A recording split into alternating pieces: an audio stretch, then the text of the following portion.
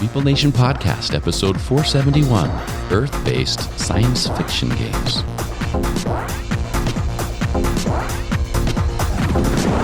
Welcome, citizens, to Meeple Nation. Grab your favorite beverage, pull up a chair, warm up those dice, and join us at the game table as we discuss board games and the board gaming world. Each week, the hosts of Meeple Nation share their love for board games and the amazing memories that come from playing games with some very outstanding people. Let us now join our hosts in their natural habitat, the game table. We are the hosts of Meeple Nation. I'm Nathan Howard. I'm Dave Holliday. I'm Logan Howard. I'm Andy Holliday. And I'm Douglas Stewart. Meeple Nation Podcast is sponsored by GameToppersLLC.com. We had an awesome opportunity to take some of our toppers to SaltCon Spring this year, and it never ceases to amaze me the number of people that just stop and are just standing in awe of the beautifulness that a Game Topper is. We received a lot of comments on the mats that were on the tables. People asking, where can I get these? Where can I get the mats? What are these things that you guys are playing games on? And it was so easy to brag about this amazing product. Berkey has done such a great job to bring such a quality product to all of his customers. And I know that all of us have been happy with our game toppers and our mats that we have. And if it's something that you would be interested in to improve your gaming space and improve each game that you bring to the table, I highly recommend it. GameToppersLLC.com. Check them out. You will not be disappointed with what you find on their website, and they have a game topper that will fit your table.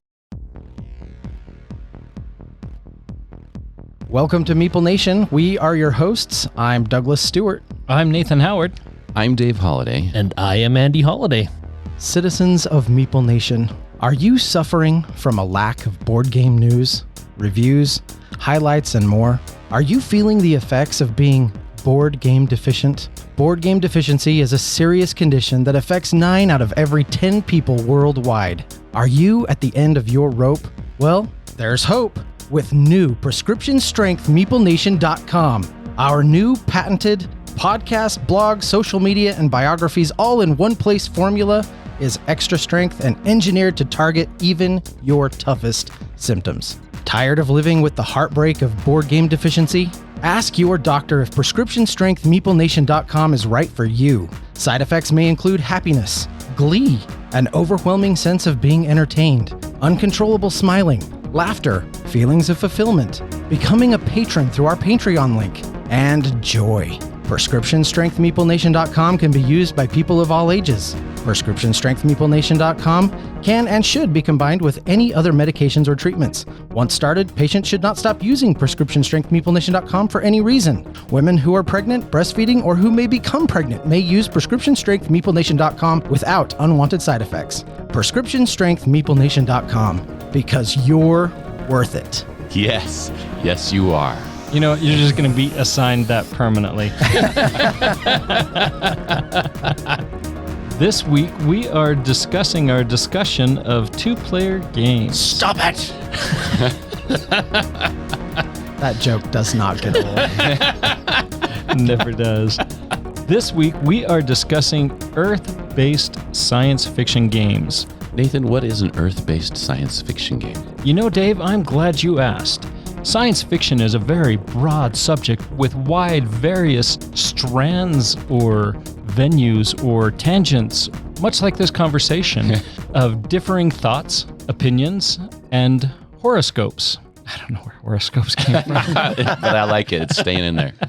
So as we took in the scope that is science fiction and the breadth of games that we have within our collective collections, say that 10 times fast. I like it. Science fiction was way too broad for us to cover in just one episode or even one series of episodes. So as such, we have divided, much like a magician sawing their apprentice in half. Which is fantasy, not sci-fi. Which is fantasy, yes.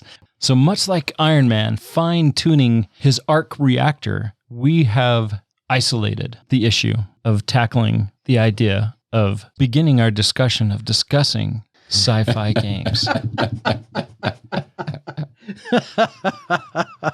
I think we might have got lost in the weeds there just a little bit.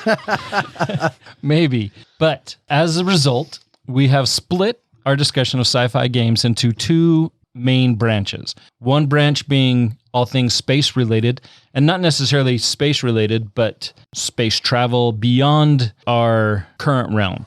Maybe non-terrestrial. Well, even some of the games that we're covering in this Earth-based ones may have some business with our moon, but as far as space travel going beyond the stars, that's all going to be saved for science fiction games in space. But for right now, we are earthbound. We're down to earth with this episode. I love it. We've removed what we would consider fantasy, such as anything Arkham related, anything comic related, anything zombie related, has all been peeled off. So we're dealing with earth-based science, meaning dinosaurs. And wow. You know, Nathan, I'm actually glad that you're kind of struggling, because I don't think that you're the only one, right? We had a long conversation about what is the difference between science fiction and fantasy. And I think that the lines are just so incredibly blurred. And so trying to come up with a good way of sort of isolating what we want to talk about here was difficult. Even, you mentioned comics, right?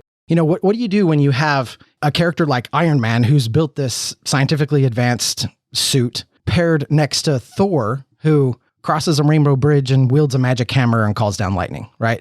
One is very mythological, magical. It fits in that fantasy realm.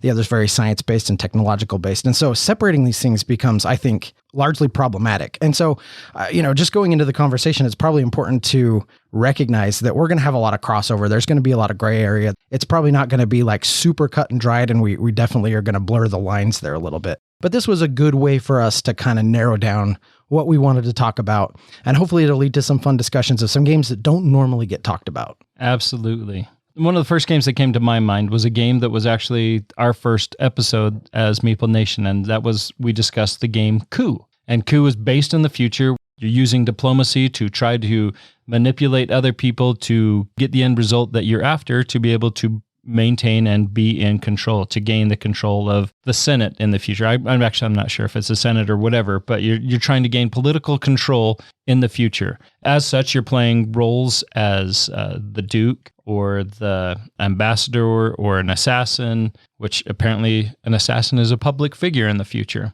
I approve. Coup is brings back a lot of memories, going back for me personally anyway, since that was Meeple Nation's first episode.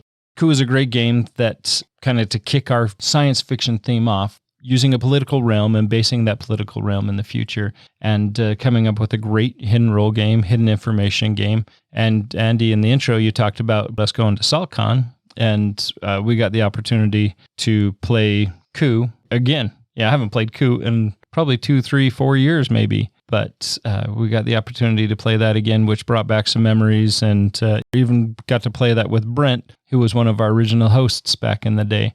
I was just going to say that sounds pretty cool. Nice one, Dave. It's actually kind of interesting that you bring this one up. Coup was one of the very first games that I played when I was just getting into the hobby. I had somebody introduce this one to me, and there were 5 of us around the table, and everyone ganged up on me.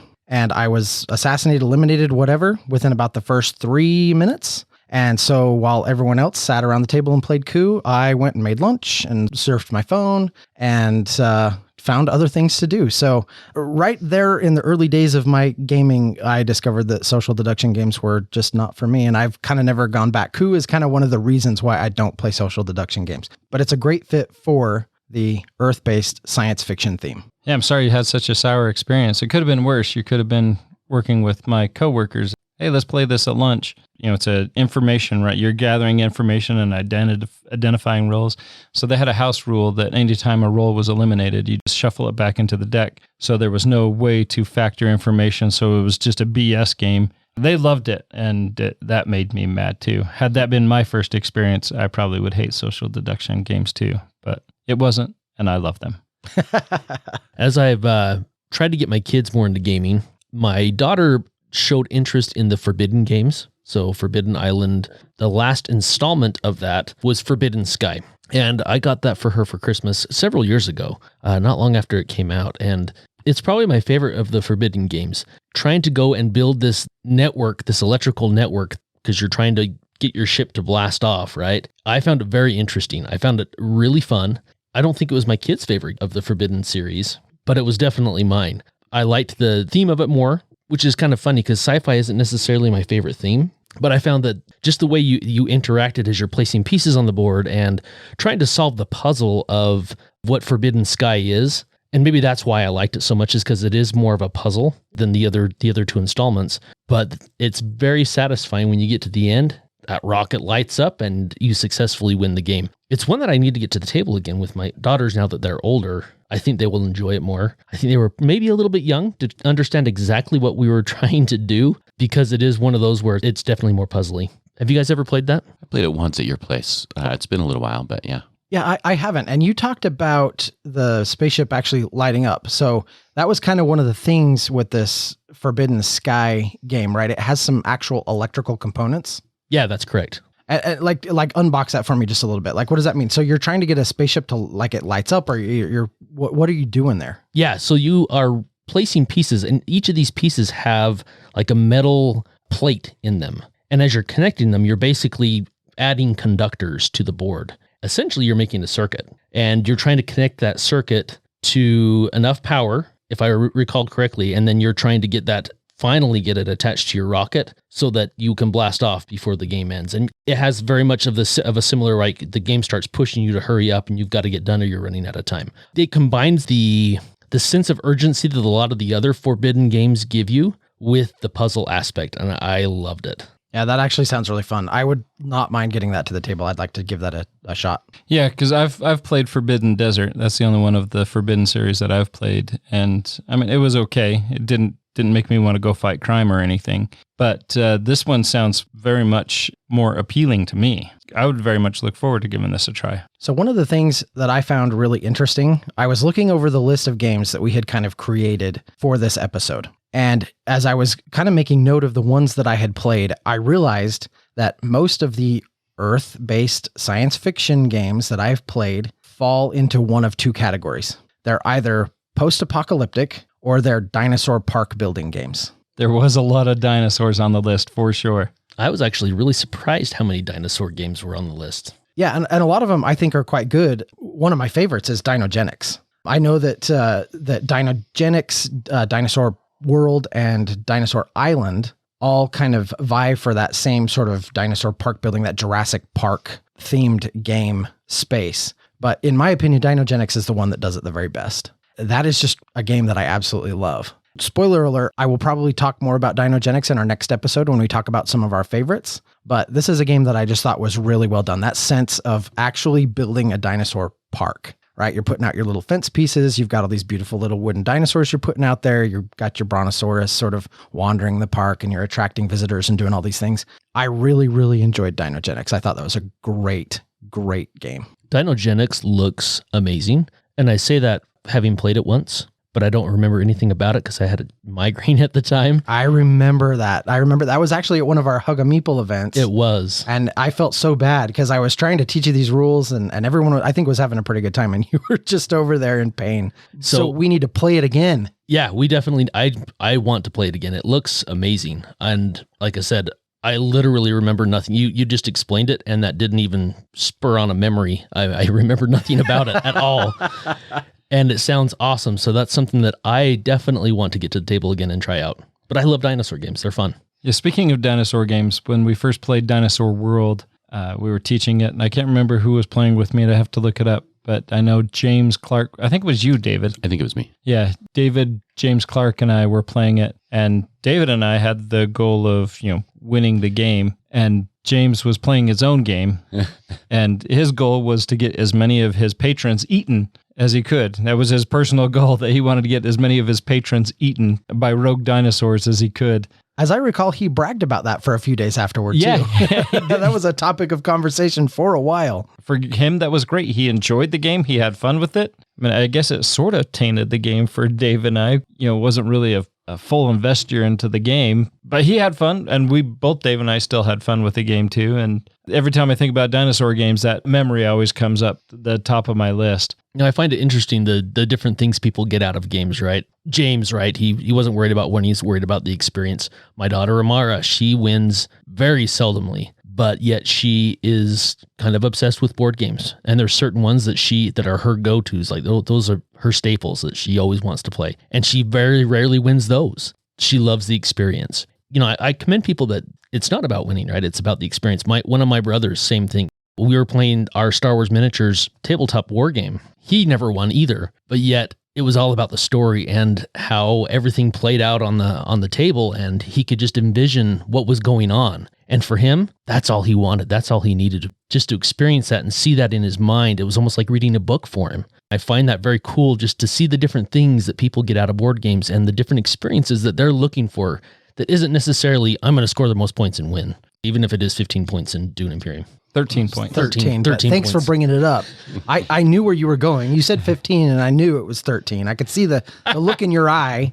It's funny that you bring this up, what enjoyment we get out of the game. We've talked about my aversion to games like Terraforming Mars, which is a game I own, but I'll probably very rarely pull off the shelf. David, I was talking to your brother Dennis, and games that he wanted to play like Arc Nova and Tapestry. And there's just my aversion to those games is because I don't get out of those games what I do of other games. When I'm playing a game, I'm very much about the social experience and the being with friends and being there. And I think my personal issue with games like Arc Nova, Tapestry, Terraforming Mars isn't necessarily that I don't like long games or I don't like games that are heavy, beefy games. Those games tend to be more quiet, and there's less discussion and there's less conversation and there's less of an enjoyment for it out of me. I would have never really kind of made that connection had you not brought that up. But now that seems pretty evident to me that that's very much why I don't really seek after those games, is because, I mean, yeah, they're challenging and they're great and I love to figure things out and I love the challenge of things, but I love having fun more. Yeah, I can totally see that. It's more of a solo experience a lot of times. I reflect back with our recent experience at SaltCon, and the most enjoyment I had, I mean, and I love SaltCon, and I love SaltCon primarily because of the associating with people, right? The games with Hug, the events that we ran, the game show that we ran, all of that is just interacting with people and sharing that joy in that experience. And so we just made an Earth-based scientific discovery right here, live. Live when we recorded it. Well, and on top of the memories that we make with other people at the table, you also have to factor in sometimes the nostalgia or the experience we have playing games and how that can sometimes affect our desire to play that game as well. Absolutely. Going back to Dinosaur World, which is what kind of launched this whole thing off. I mean, that one will always have a special place in my heart. It is not my favorite dinosaur park building game. I do think it's good, but I remember in the early days of us playing together, or at least when I joined you, I was mostly going to Andy's house or over to the old Meeple Nation HQ. And Dinosaur World was one of the first games that you guys came to my house to play. It was Andy and Dave and Logan and myself, and we sat down, and I don't really remember a lot. I think we all had a good time. I do remember that it ended at like 2:00 in the morning. I mean, we had played really, really late and had a great time. Like you said, Nathan, a lot of the just kind of the banter at the table and being able to teach a game and just playing late into the hours, that was what made that so special. So Dinosaur World's a great one. I do like that, and I'd like to return to it someday. I haven't actually cracked that one open for quite a while. So before we leave dinosaurs, I guess a spoiler for me too, because there's a dinosaur that's in my top list of Earth-based science fiction games. But one very simple one that I very much enjoy is Draftosaurus, a game that I introduced your daughters to, and your youngest daughter, Autumn, loves this game. In fact, anytime that I go over to Andy's house on Fridays now, I have to always remember to make sure I put that game in my car. So if she's there, she'll want to play it. Because again, that shared experience with that game, going back to BryceCon, where we were introduced that to her, I'm not going to get off that kick of experiencing games and bet for the rest of this episode. So That's okay. That's awesome. Yeah, and you fully converted Autumn. She absolutely loves that game. It's really good. Maybe before we leave dinosaurs just yet, I'll also just make mention, we haven't played it yet, but I am really looking forward to the Jurassic World, The Legacy of Isla Nublar, which is a game by Prospero Hall. This is kind of their first foray into the legacy style game, and it looks amazing. And I've had a chance to kind of sit down and read some of the initial rules, but that's one we need to schedule so that we can sit down and play all, I think it's 10 missions or something like that it has, but that's one that I'm really looking forward to getting to the table. You had me at Legacy style. Yeah, I'm very much excited about this. In fact, when I was making my top Earth-based science fiction game list for next week, as I was perusing the list of games that we had that I wanted to talk about, I came up with a list of games that I haven't played. That is in my top 5 games to get played. So not only do we need to schedule that, we need to schedule that 10 times so that we can finish it. Yes, exactly. If we schedule it ahead of time, maybe we'll actually be able to finish it. Yeah. That is the hope. So, Doug, along with the dinosaur-themed games, you brought up some poke. You brought up some poke. Good heavens, I feel like Got Nathan. it. Some poke-apocalyptic. Pokemon? You brought up some post-apocalyptic games. One of my favorite sci-fi games actually falls into this category, and that is one that is actually fairly new to me. I bought this game last year. It is Wasteland Express Delivery Service.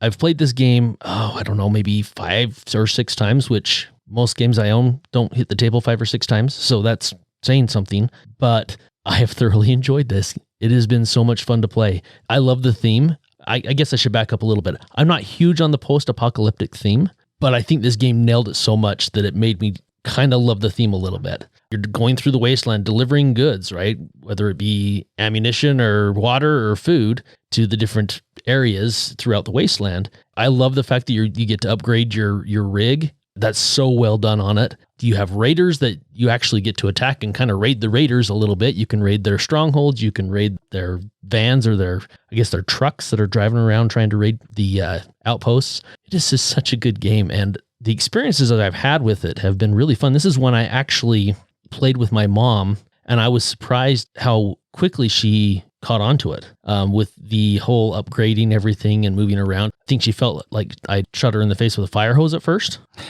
But once we got playing, she did great. And my goodness, we had a lot of fun at the table with it.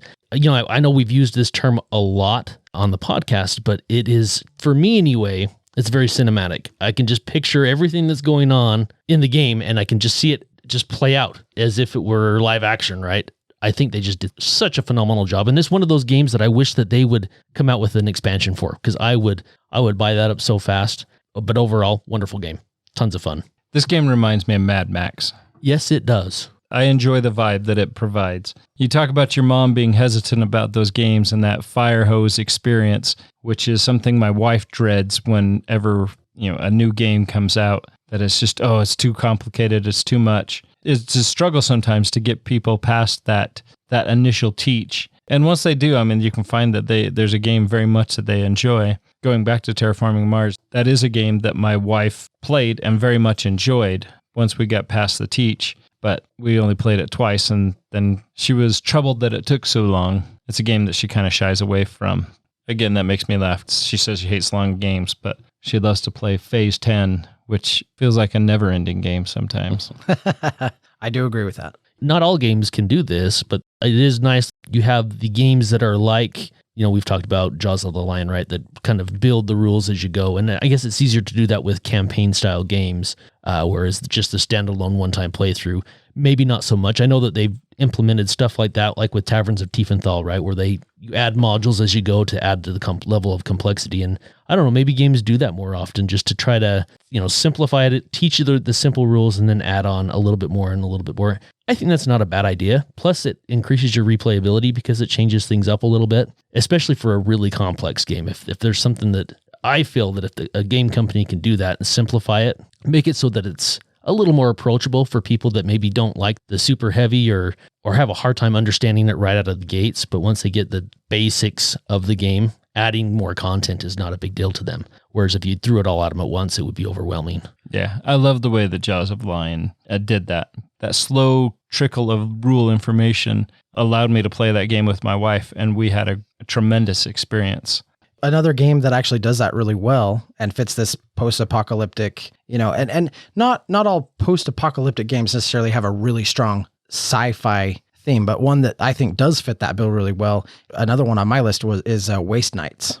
This is Waste Nights 2nd edition, and it is kind of a post-apocalyptic Australia.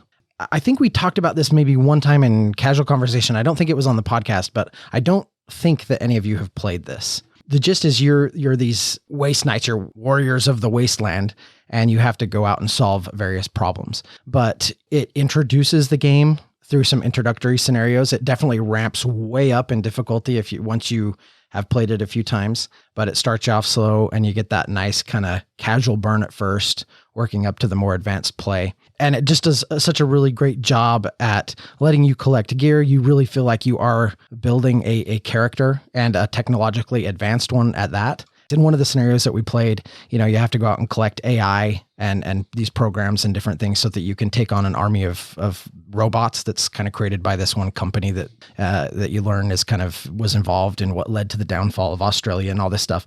Anyway, just does such a great job at introducing the game in a very paced way, and also really embracing a lot of those sci-fi elements in that kind of post-apocalyptic sandbox.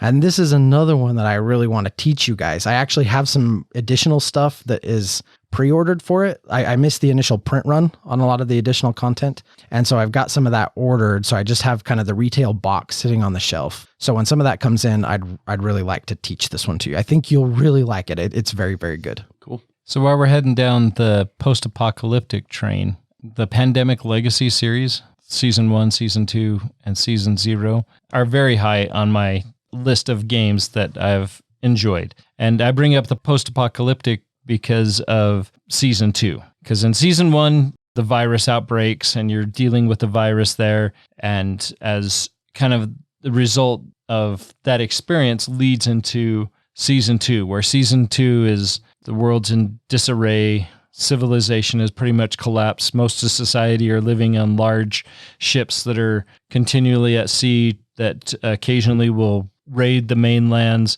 to gather some supplies to try to sustain their life. Just the experience, and going back to, I guess, Dave shares my love for legacy games, and I don't think any of us don't really, as long as we don't bring up Seafall. But you did. Or the really good ones, you mean? Yeah, or the really good ones. Pandemic Legacy Season 2 in particular was very much an enjoyable experience. Season 1 was my number one, probably overall gaming experience, and Season 2 and Season 0 right up there with it. And I really wish that there was a 5-player game so that I didn't feel bad excluding somebody from our group to get that to the table. Now I'm curious, was this one that you all played together, or did you have to find other people to play with? How did that work? So I've played Season 1 3 times. Oh, wow. I played it once with myself and Brent. We swapped out players as we progressed through the game, which we decided was very much a bad idea because there wasn't that commitment. It's kind of like when we brought you in for that one game of Seafall, Doug. There you go, bringing it up again. Well, just because you didn't have that investment in the game, right? You didn't have that investment in the story. And so none of the other players did. But then I played it with my wife, and at that point, that game became hers. She made all the decisions, and I was just going there for the ride and having the fun with it. And then again, I played it with Logan, Dave, and Andy. We went through Season 1, and I feel like you guys very much enjoyed that. It was great. I loved it. It was wonderful. Yeah, and then we started Season 2, and then I think we went back to Gloomhaven. Or maybe that's when Gloomhaven came out. I don't even remember. Pandemic Legacy 2 lost to Gloomhaven. And then going back to Season 0, that was one that I just played with just my wife. And so I still have a sealed copy of that and the one game of Season 2 that we've only played one experience in. I would very much enjoy getting back to the table and look forward to playing that because it's a great game. The Pandemic Legacy series, phenomenal. Yeah, Season 1 was fantastic, and that's why I asked, because I'd really like to know kind of what the status is of everyone who's experienced these games, because I would like to put a group together to play Season 2 and then go back to Season 0, which is kind of a prequel, kind of thing. It's kind of an interesting thing they did with that series, but yeah I'd very much like to revisit that for sure. I'm totally down. They really nailed it with that because they took a game that was kind of meh and made it incredible. They really did. Yeah, for sure. Yeah, base game Pandemic is really not that exciting. I think it did a lot for the hobby. Don't get me wrong. It did an incredible amount for the hobby when it first came out. But as a game compared to more of the modern hobby games, it's very meh. But yeah, taking that, turning it into that legacy style experience, phenomenal. Yeah, and they've advanced on it with different themes in it. There's the Arkham theme that is fairly enjoyable, and there's the Star Wars one that I haven't played, and isn't there a World of Warcraft one? Yeah, so the Star Wars and World of Warcraft are like pandemic system games. They don't play exactly the same, but they did have a lot of the pandemic offshoots. They, like you said, the Cthulhu, they had what was it, Rising Tides or something like that, where it's the waters coming in, and then they had the Fall of Rome, and I think a handful of others. Yeah. I haven't played any of them, but some of them look good. I'd like to try the Cthulhu one maybe sometime. I have it. We can get it to the table sometime. Yeah, let's do it. So last week, Doug, you and I were discussing LAN parties. Yeah, that's right. And one of the games that we played heavily as LAN parties, aside from Halo, was MechWarrior. Not only did we play MechWarrior during that time a ton, we also played BattleTech a lot. You know, our friend Jared, he's at least once every 2 months or something, he asks me, so when are we going to do a BattleTech night? When are we going to do a BattleTech night? He's not huge on board games. He likes to do RPGs with us, but rarely will he show up for just a regular game night. But he really, really does like BattleTech. It's one that I've really enjoyed over the years. And we've gotten to where we don't just pull a mech sheet out that's a pre-made mech. We do all the research. We're designing our own mechs and trying them out. You have so much tonnage. Oh, you've got 150 tons. So build your mechs accordingly and figure out what you want to do for your little mini army of mechs that you're going to bring to the table. We've had a ton of fun with it.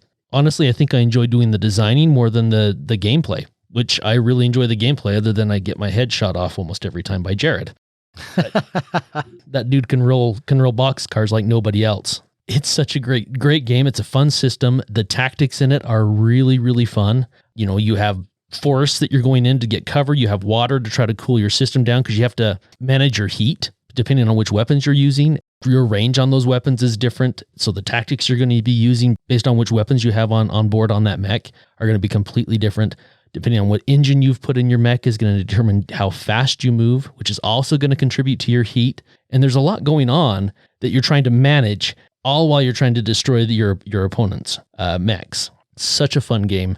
And it is one that we do need to get going and do a BattleTech night just for Jared alone, right? I was just going to say, you're describing this game and I'm thinking, let's indulge Jared. Let's have a BattleTech night. That sounds awesome. It really is. It's great. And it may be like half of a game night. We stop playing the games we're playing and just design mechs. That way that the following week we can actually play the game and do a full battle. I think it would be a lot of fun. Very cool. Bringing up mechs, I love tiny epic mechs. And then it also kind of reminds me a lot of Scythe because you have those. Do you play with mechs in Scythe, or are they just on the pictures? Yeah. You have mechs that you actually move around the board. Mm-hmm. I haven't played Scythe since it first came out. So well, we may be talking about Scythe a little bit next week. Yeah, sounds good. Maybe relight that fire and get that to the table again. Oh, don't make promises you can't keep, please. I would love that. I love Scythe. I've never played Scythe, but I have coins for Scythe. Andy, that hurts my heart to hear that you have never played Scythe. I just played Skithy for the first time like 2 years ago. And it's still only once, but... Oh, you guys. I don't know if you can say I just played and then end the sentence with like 2 years ago. Because just in 2 years ago don't really go together. But Dave processes time a little different. It's all good. I got it. He's a grandpa. He's a grandpa. Yeah, he's a grandpa. 2 years ago was just. It seems like yesterday. So speaking of time travel is another great theme that is in these Earth-based science fiction games that I have very much enjoyed. The Time Stories series, we played several of those when those first came out. Had a ton of fun with those. We played just the other day, I taught you guys the Time Chase, the time-traveling trick-taking game. I don't know if my teach did that justice because I don't think any of you guys really were as excited about that game as I was. Well, we were just doing it as a quick filler while there was a lot going on at SaltCon. And I think all of us were a little distracted. But that was a fun trick-taking game. I did enjoy that. I thought that was good. I think you were more excited at the beginning than you were at the end, Nathan. There was probably, because I was struggling through with my rules teach, yes. But another one that I'm really excited to play is The Time You Killed Me. It's a 2-player time travel game where you go back in time and you're trying to eliminate the other player back in time. Just the idea of this has me really excited. So excited that I might at some point break the seal and actually open it up the game. I love time travel. I've been doing it for a long time now. Oh, that's why he said just 2 years ago. Ah, okay. We're connecting the dots. Exactly. Nice job, Dave. You know how I rarely purchase games, but one of the games that I purchased was Anachrony, and the time travel part of it was one of the things that I was like, I really need to try that game out. I think time travel in Anachrony is done really, really well. It's a really cool part of the game. Anyway, it's good in general. Like the way that they have done the time travel, it really, you understand that what you're doing is happening because of time travel. And so it kind of scratches that. Yeah, I thoroughly enjoy time travel as well. Going back to what Nathan was talking about with time stories, I really like time stories. And I recognize that time stories does have some flaws. And it kind of had that episodic thing, right? Where you can buy the little box that you sort of plug into the core box to tell a new story. Right. I don't think that all of those were amazing. I think they had some misses there. But at least 2 of the 3 that I've played, I thought were great. The Marcy case I thought was great. Kind of had that zombie theme kind of thing going on. But I really like that one. Even just the one that came in the box, just the base adventure, the one at kind of the insane asylum, I thought was really good. I actually picked up 2 additional time stories chapters, I guess if that's what we're going to call them. At SaltCon, there was a guy that was selling them, and I talked him down to $5. And so he sold me a couple of them for $5 a piece. So I've kind of been relighting that desire to get back to time stories and play through some of those chapters. I'd like to revisit that. Another one that I picked up last year at BGG Con in the flea market there was A Battle Through History, which I'm really excited to play as well. And it works out better because it's a 5-player game, so all of us can play. It's a time-traveling storytelling game. I'm excited to give that a shot and see how that experience goes. I was just looking at that at SaltCon in the game swap, and I thought it looked really cool. So yeah, I'm excited about that one too. Was that 2 years ago? I don't know. I'd have to check my time machine. Oh, it was just 2 years ago. Just 2 years? Well, he said just, so I was just assuming. So we are running out of time, but I did want to just make one more mention. One of the other categories that I noticed I had a lot that I'd played in was sort of this aquatic-based civilizations, or basically kind of the water-themed civilization-style science fiction games. The one that comes to my mind right off the bat is Atlantis Rising, 2nd edition, which is one I still need to teach you guys because I know you haven't played that one and we've talked about it before. And then another one I was going to mention was Underwater Cities, which I've only had the chance to play once, but I loved it and I want to play it again so bad. Aquasphere is another one that kind of falls into that same niche as Underwater Cities. It's a good game. I've played a time or two. But it's kind of funny. There's a lot of those games that are evolve into travel games in the future. So like there's Cloud Age, which is kind of a post-apocalyptic airship game. Maglev Metro, where you're making train connections and pick up and delivery of goods. And even city development games like It's a Wonderful World or Dominations, a road to civilization, where you're developing your city and you're expanding those technologies as you develop that city. Some great games that are out there. And again, I mean, like you said, Doug, we're hitting the end of our time zone here. And we didn't even get to your Iron Man games or your James Bond games or the long list that we have. We'll talk about them next episode. A lot of them I'm saving for later. So before we end, I was curious if any of you guys have heard of the game of Reckland Run. I heard of it. It is one that I was tempted to get at SaltCon, but I didn't because it was $100. It came with several expansions, but it's a single player like campaign game. You play over 7 chapters. You're like upgrading your rig. You play over a series of rounds each chapter, and you spend time upgrading your rig, and then you go out and fight enemies, and if you survive, you move on to the next chapter. I thought it was interesting. I thought it was interesting that it was only a single-player game.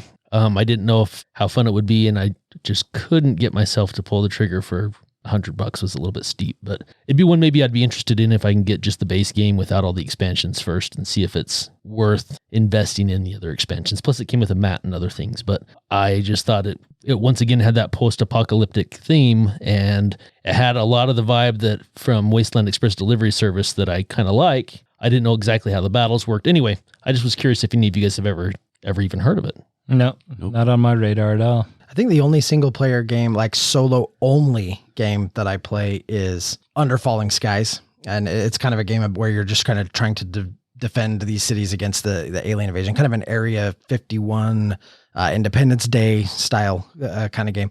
I really like that one. That's solo only, although I do have the big pledge of Final Girl. That's what I was just going to bring up. That one's going to be interesting to sit down and figure out. I've picked up all of the first wave of Final Girl before I realized that it was one-player game. Well, maybe it'd be worth getting. I mean, it's new. It came out in 2022, but it is rated 7.5 on BGG, if that means anything to anybody, but it's fairly highly rated for a single-player game. If I ever have time to play single-player games, maybe it would be one to look into anyway. Yeah, I always find these conversations fun because it seems like for every one game that we've played and know well and talk about and are excited about, it seems like we've got another game that we all want to get to the table or check out. And it just seems like the list of games we want to get to never ends. But that's why these conversations are fun, because they put all those games back on our radar and get us excited to play them. So that's awesome. All right, let's wrap this up. And next week, we'll be talking about some of our top Earth-based sci-fi games. Until next time. We'll see you harvesting that amber so you too can make a dinosaur game at the game table.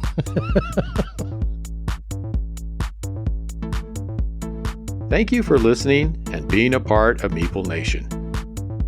If you would be so kind as to follow, subscribe, share, and rate or review this podcast, it really helps to spread the fun. You can be more involved in supporting the podcast by joining the nation at patreon.com/MeepleNation, or you can find a link at the top of our webpage, meeplenation.com. And while you're there, look at all our extra content. There are links to all our past episodes, a wide variety of blogs, pictures from our Instagram feed, and bios for all the hosts and our awesome bloggers. Follow us on Twitter, Instagram, and Facebook, all under Meeple Nation.